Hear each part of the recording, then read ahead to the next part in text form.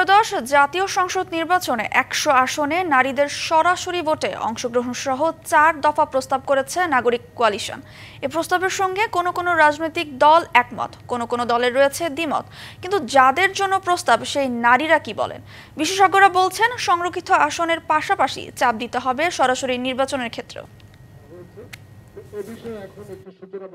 ১৭ June জাতীয় ঐক্যমত্য কমিশনের সহসভাপতি ডক্টর আলী রিয়াজ জানান, আগামী সংসদ নির্বাচনে ১০০ নারী সদস্যের সংরক্ষিত আসনের ব্যাপারে অধিকাংশ রাজনৈতিক দল একমত।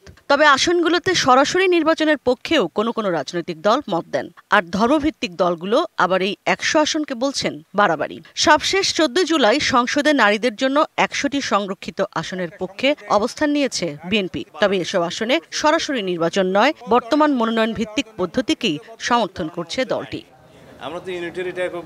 যাদের নিয়ে এত কথার আয়োজন, সেই নারীরা কি বলছেন বা ভাবছেন? দলে অনেক যোগ্য, অনেক জনপ্রিয় নারী নেত্রী আছে। নারীদের সাথে নারীদের কম্পিটিশনের মধ্যে দিয়ে সত্যিকার অর্থে রাজনীতিতে নারীর ইম্প্যাক্ট যেটা ফেলার কথা সেটা ফেলবার করতে হয়। ২০২৪-এর গণঅভ্যুত্থানের পর জন্ম নেয়া তরুণদের দল এনসিপির নেতারাও নারীদের ১০০ আসনের পক্ষে। নারীরা অবশ্যই সংসদে যাবে, তারা জনগণের কাছে যাবে, জনগণের চাওয়া পাওয়া শুনবে, জনগণ কি বলতে চায়।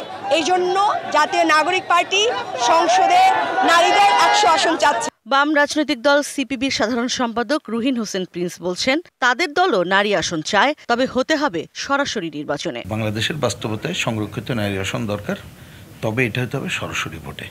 এখন যখন এটা নিয়ে আলোচনা উঠেছে এবং অনেকদিন ধরে বলছি নারী আসন সংখ্যা বৃদ্ধি করা দরকার, তবে সেই বৃদ্ধি হতে হবে সরাসরি নির্বাচনের জন্য। মোনালিসা হেভি ফ্লো 15 পিস প্যাকেটের সাথে 8 পিসের একটি প্যাকেট একদম ফ্রি। বিষয়টি নিয়ে অনেকদিন ধরে কাজ করা বাংলাদেশ মহিলা পরিষদের যুগ্ম সাধারণ সম্পাদক সীমা মুসলিম বলেন, যেহেতু সমাজে এখনো নারী পুরুষ অবস্থান সমান নয়, তাই ১০০ আসনে উন্নীত করা যেতে পারে নারী আসন। আমরা মনে করি যে সংরক্ষিত আসন হয়তো আরো কিছুদিন থাকা প্রয়োজন, কারণ মেয়েদের কনস্টিটিউয়েন্সি এখনো এরকমভাবে গড়ে ওঠে নাই। সে থাকতে হবে, কিন্তু সেটা সরাসরি নির্বাচন হতে হবে। কারণ আমরা আরেকটু বেশি চেয়েছিলাম, আমরা তো ১৫০ আসন চেয়েছিলাম।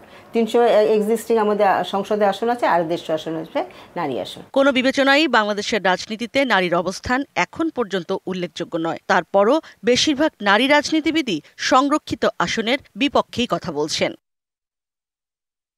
ইশরাত জাহান উর্মি, ডিবিসি নিউজ, ঢাকা।